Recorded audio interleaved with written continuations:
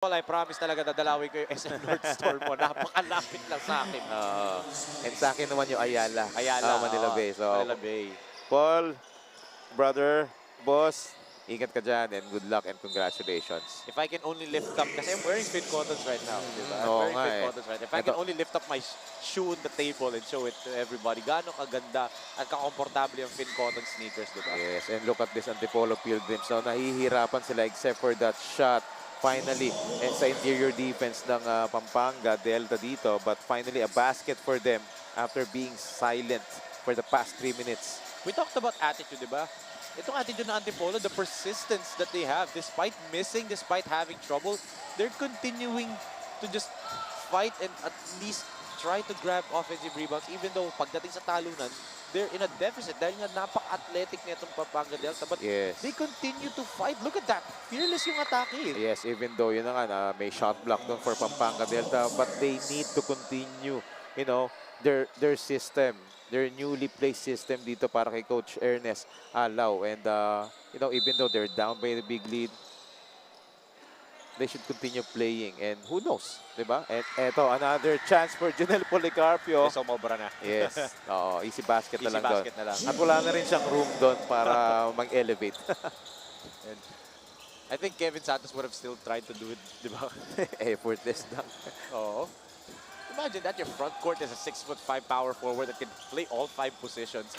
And then Kevin Santos 6'6", di ba? 6'6", 6'7". Tapos kayang tumira ng tres, di ba? How do you guard that? And Ika nga ni Rowy Sacote, di ba?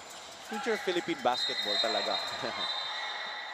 Yun, traveling nga lang si Jeffrey. And even he was surprised. Kala niya good move na eh. Kita mo, tumatawa si Jeffrey doon. Yes, but kita mo naman din yung effort ni Jeffrey C, di ba? Yan talaga yung binabayaran din sa kanya dito for Pampanga Delta. Yung kanyang tenacity, yung aggressiveness niya, and especially sa defense. Yes, and you know, itong Antipolo, you can see the talent and yung kumpiyansa ng mga players, di ba? Andyan eh. There's just parang level higher lang itong Pampanga Delta as Cash Money knocks down another one from the free throw line. Oh, starting to get his rhythm dito. Si Cash Money, Sonny Estila. Quality minutes, quality ball game for him. Yes, the 2 nicknames. Cash Money na, actually gusto-gusto niya daw yung Cash Money, but he was originally called Yanis ng Pinas. Oh. Yun yung TikTok handle niya. Hindi, Yanis ng Naspi. Yun yung TikTok account niya. Don't tell me that the nickname is terrible. That's his nickname and I give full respect to Sonny Estil for that nickname. So siguro dahil dyan, mas marami namang pa-follow din sa TikTok account niya. Of course. As Kiambao tried to drop it off but hindi ready. Si Jeffrey tsaka si Sonny. Ito, they have the numbers. Good fast break passing galing dito sa Antipolo. So you can see Coach Pacho still continuing to fight. It's still relatively a doable lead to cut down, di ba? Yes. If you're Antipolo. That's right. For me, I think more preparation and then a little bit of fine-tuning pa. Yes. Ang kailangan gawin dito for Antipolo Pilgrims Leap Basketball. Andyan na yung talent eh. Medyo yung chemistry na lang at onting fine-tuning, you know, play in the system of Coach Ernest Alao, know their roles. Sky's the limit din dito sa mga players na to. Matatapang din eh. If the playing field was equal, and what do I mean by that? If yung 5 months, ibigyan mo na 5 months ditong Antipolo Pilgrims to prepare for this game, I bet this is a closer ball game than what we have right now, di ba? Yes. Ako ilang beses ko na sinasabi sa mga games na kino-cover ko, especially for mga young players. It's the preparation talaga. It's not the talent, it's the preparation eh. Right. Kahit hindi ganun ka-talented yung roster mo, if mas matagal kayo nagpe-prepare, mas may advantage kayo. But ang nangyayari kasi, especially with the likes of Pampanga teams, Yes. may talent na, mas mahaba pa nagpe-prepare. Kaya yun yung talagang nagiging edge nila sa iba't ibang teams talaga. As Carlo Ferreras knocks down a 3-pointer plus a foul. Ala, Antipolo legend TJ Aguilar, the assistant coach ng Antipolo Pilgrims. TJ, there's your shoutout. Galawang TJ Aguilar yun. Matotowa yun, nabanggit natin. Look at that 3-pointer. With Carlo Ferreras from way downtown, that's a 28-footer plus a foul. Grabe.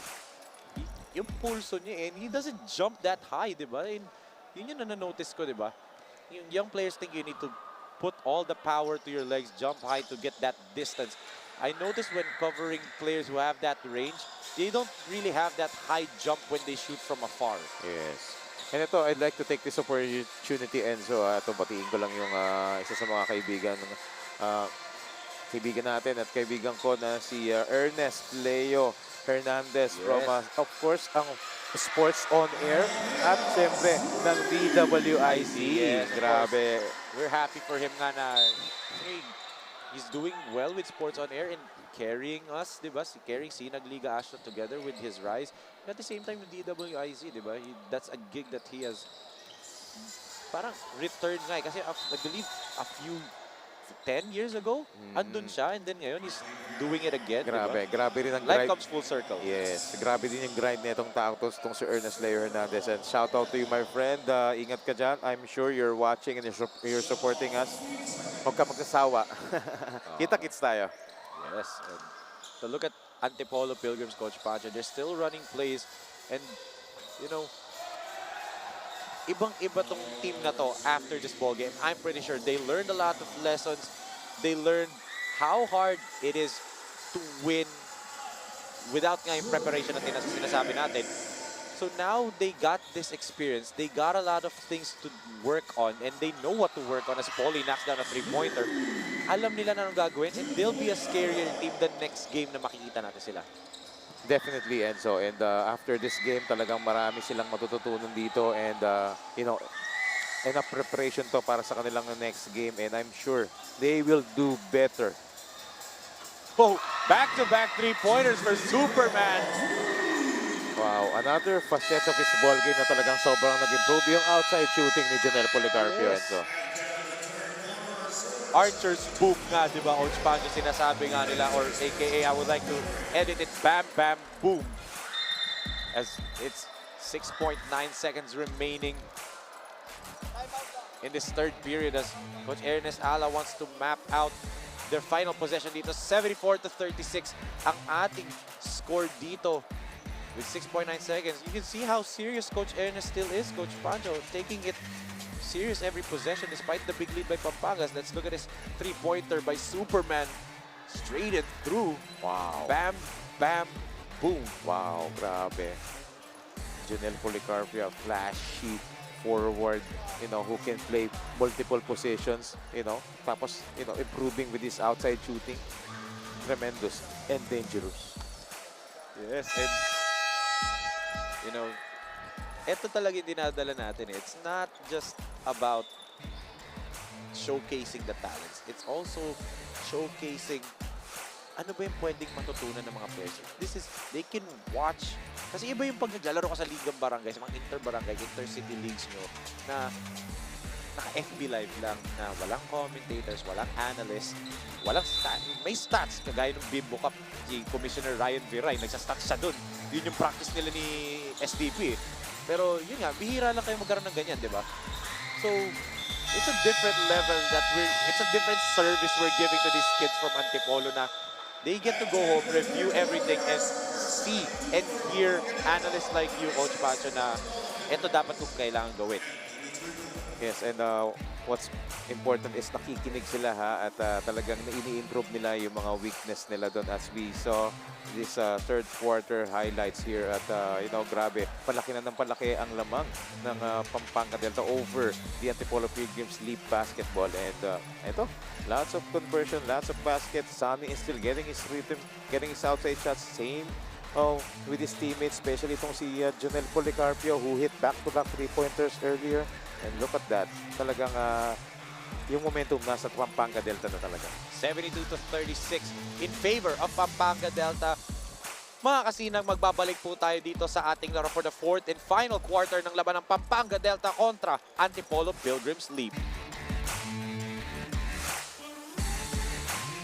Fastest growing fiber internet got even faster. Again, dahil ang doble na, di noble pa. Converge FiberX Plan 1.5 from 100 Mbps is now 200 Mbps. Doble ulit ang bilis, doble ulit ang sulit.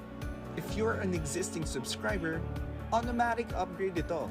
And if you want to make it permanent, just agree to our new terms and conditions. As simple as that, no new application, and it's absolutely free. New Converge Fiber X Plan 1.5. Ang dobleng sulit, new offers from Converge. Doble na, dinoble pa!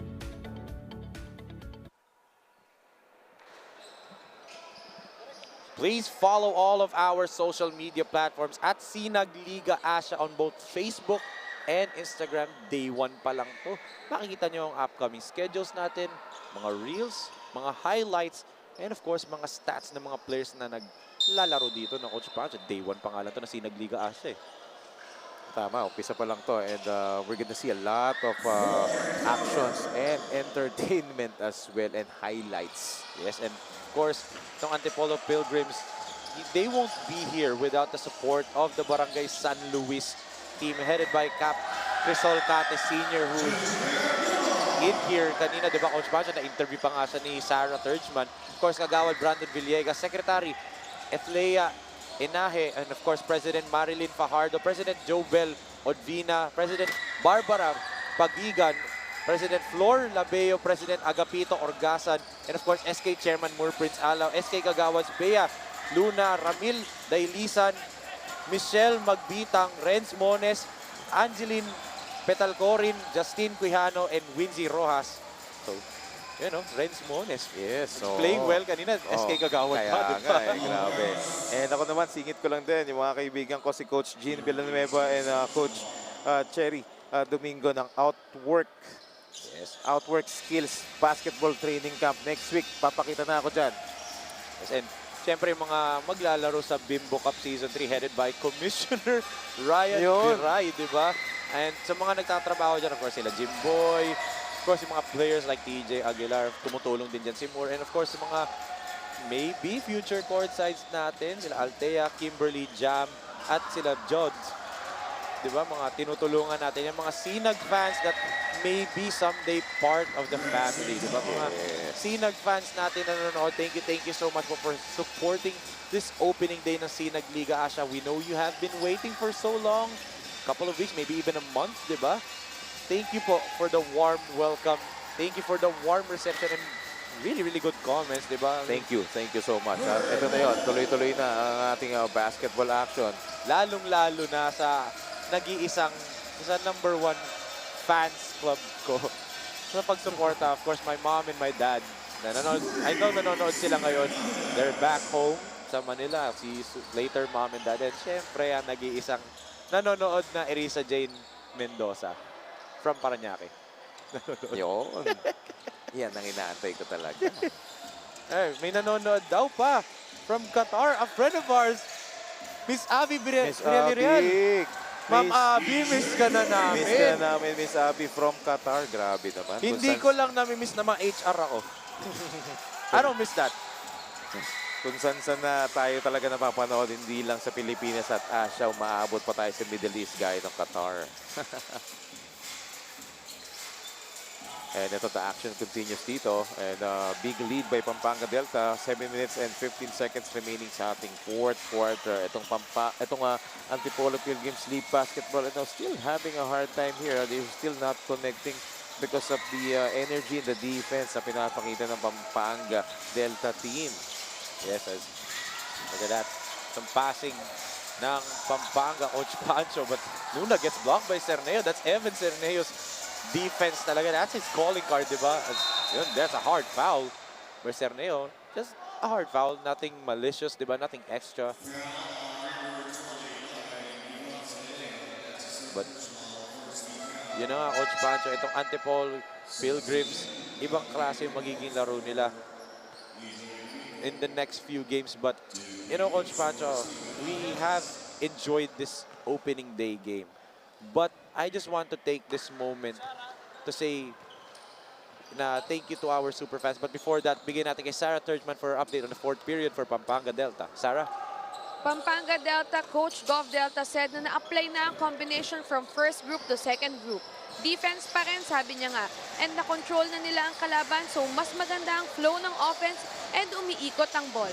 Enzo, Coach Pancho, Thank you so much, Sarah. And I think Coach Pancho's happy na she got it right. And then, tama yung mga report ni Sarah doon. And kaya naman, palaki ng kalabangan. Halos lagpas kalahati na nga, di ba? Yung lead nila rito.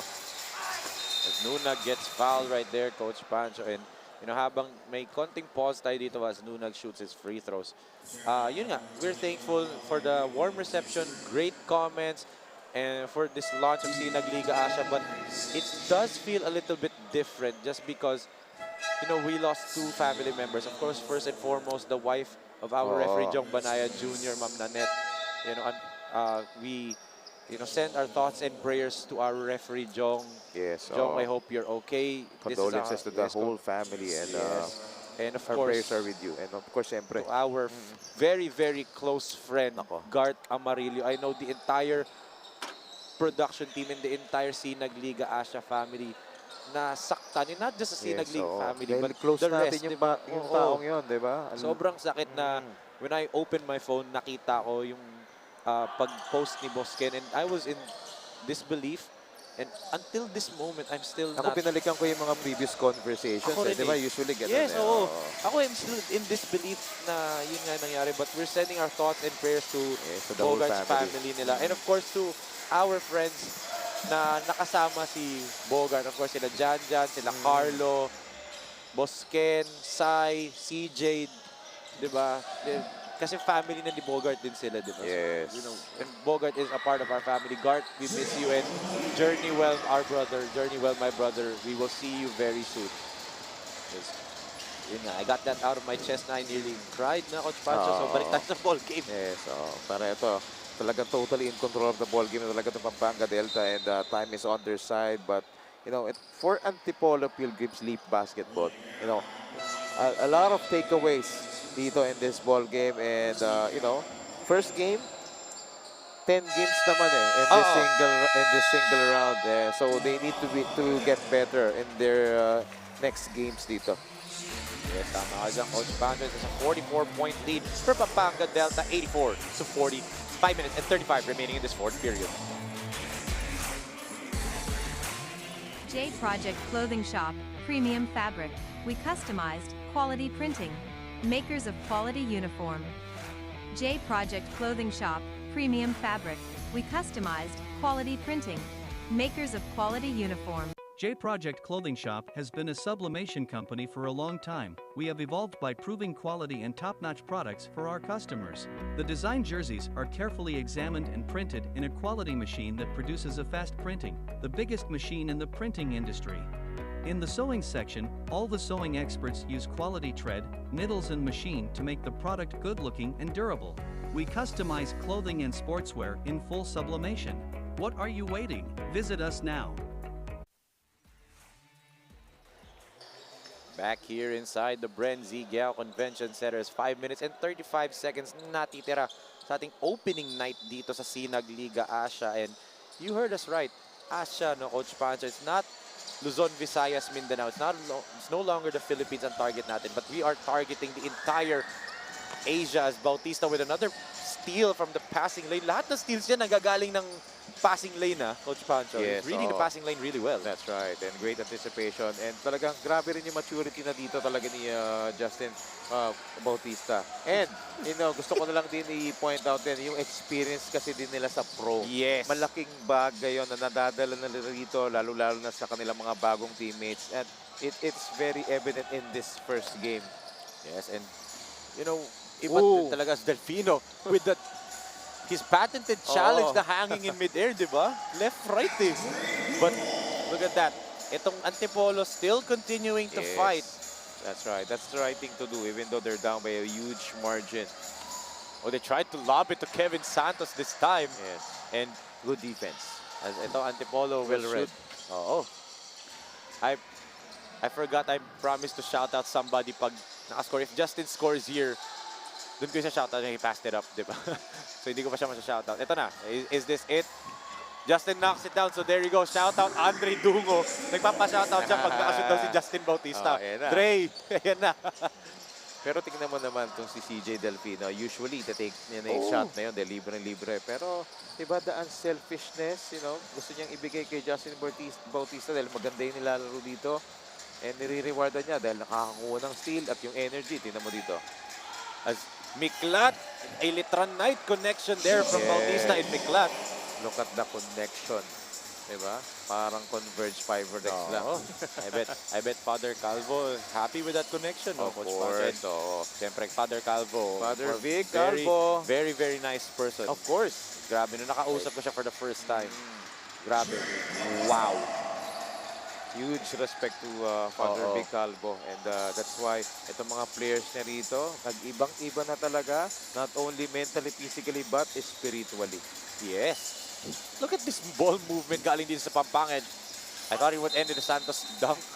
Tignan mo naman, 4 green shirts are there trying to stop itong si Kevin Santos. Para lang dumunk. Diba? Para lang tigilan hindi siya dumunk. Diba?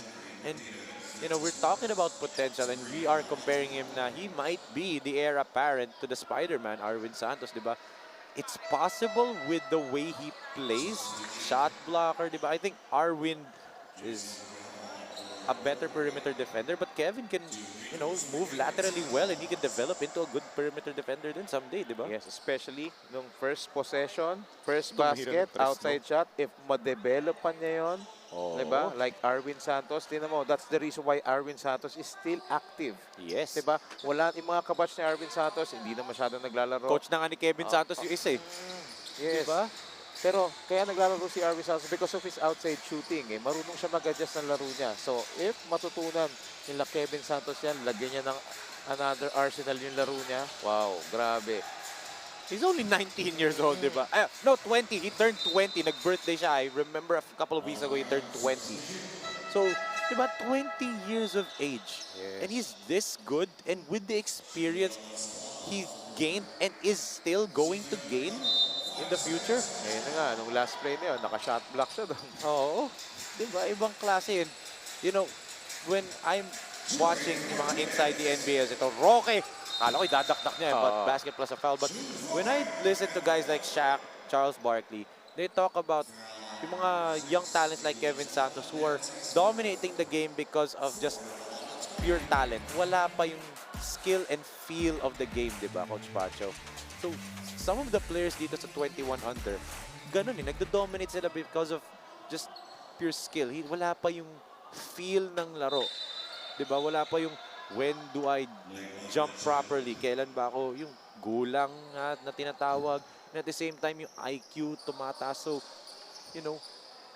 is it possible that this experience, aangat din yung mga ganun, yung feel for the game nito mga young players? Yes. Ang sikreto lang naman actually sa pagtaas ng basketball IQ is if you play more games, play and play more games. Pick up games, tune up games, the actual game itself, lahat, maglaro ka lang na maglaro, madami ka matututunan dyan. Doon tataas yung basketball IQ na isang player. Yes. Roque knocks down a three-pointer.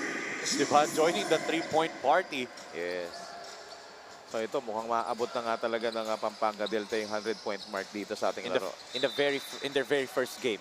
And they are not stop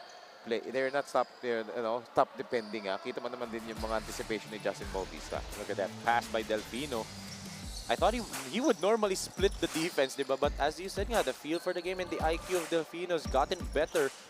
That was a great bullet pass going over to Jun Roque. Yes, in the way CJ Delfino plays, diba? Attacking very hard to the rim. Uh-oh. Nag-a-attract siya ng Uh-oh. mga defense.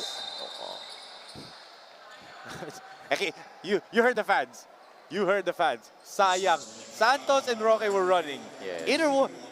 Either way, we're gonna end up in a slam dunk, diba? Kaya nga lang sabi ni Aldrin Gubot, di ako papayag.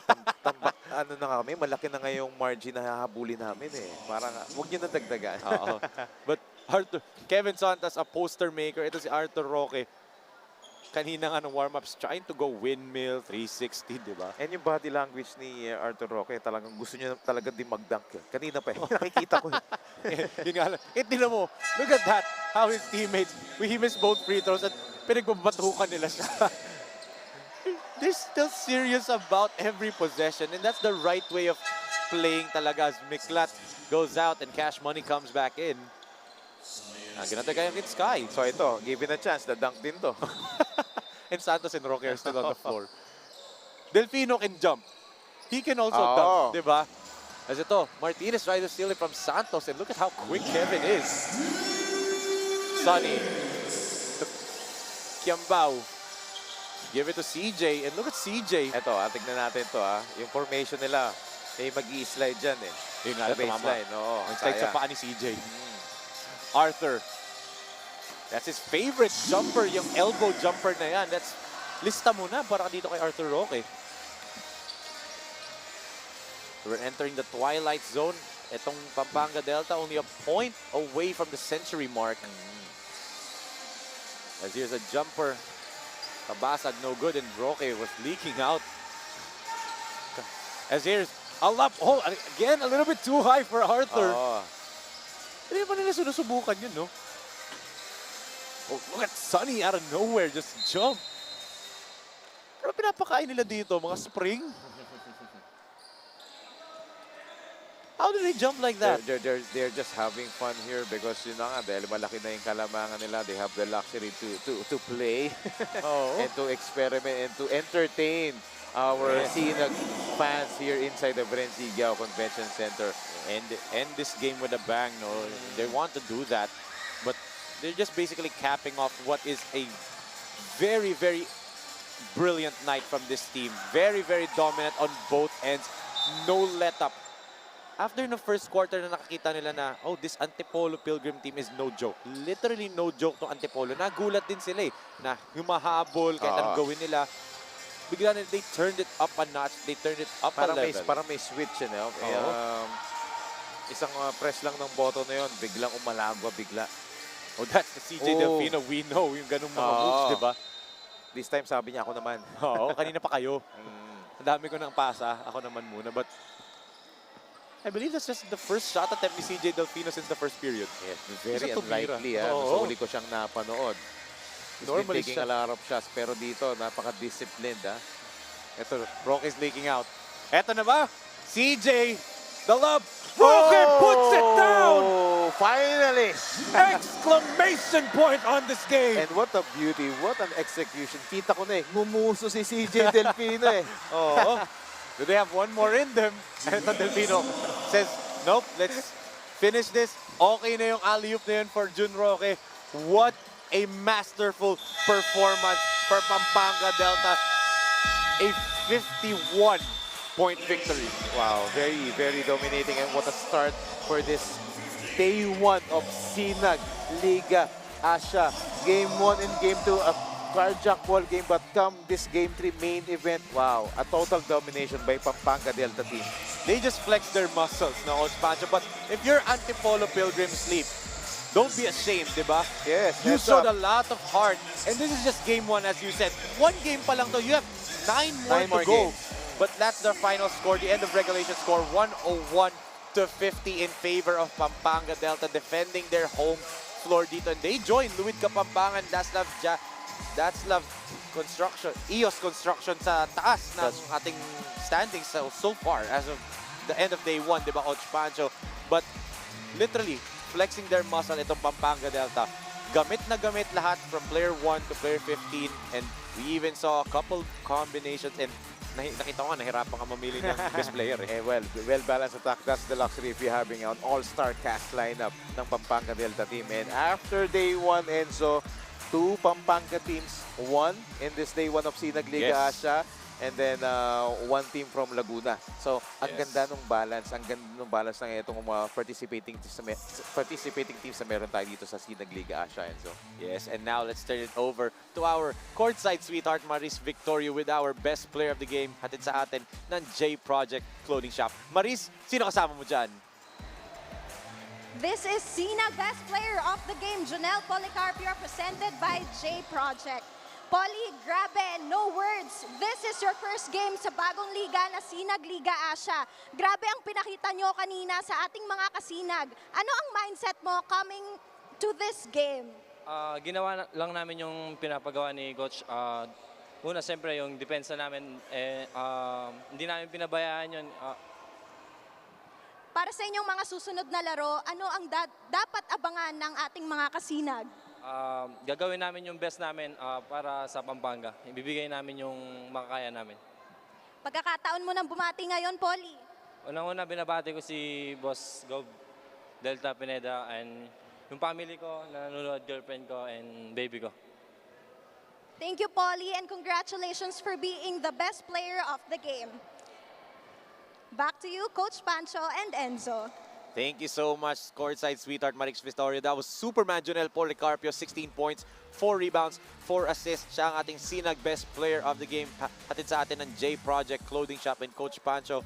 I will ask you your final thoughts, not just of the game, but of this historic day number 1 ng Sinag Liga Yes, Asia. a very successful opening dito sa ating first day ng ating Sinag Liga Asia. And yun na nga si Superman Papoli showing some respect right here dito sa panel. And grabe, deserving Yes. honors for Sinag Liga Asia best player of the ball game. And yun na nga, yung opening natin successful from the opening ceremonies to the game 1. Game 2 at itong main game natin. So what a treat para sa ating mga kabalits at sa Sinag fans. Day 1 is done. And kaya nga, mga kasinag, check our schedule in all of our social media platforms nga kung saan ba tayo susunod at ano ba ang mga teams na maglalaban-laban. We already saw 6. Tingnan natin, sino ba yung mga huling 5, but that ends our game for our first day dito sa Sinag Liga Asia. For Coach Pancho Alfonso, this is Enzo Galarosa. Of course, for Maris Victoria and Sarah Turchman, on behalf of Direk Norman Santiago, Direk J. Marbinas, Direk Don Mike Danan, Direk Billy Ray De Leon, Video Gear Incorporated, and the rest of the hard-working men and women na nagtrabaho dito sa Sinag Liga Asia from the Brenzi Giao Convention Center. Ito ang Sinag Liga Asia Sinag Cup Born 2001 at kami ay nagsasabi ng goodbye and good night.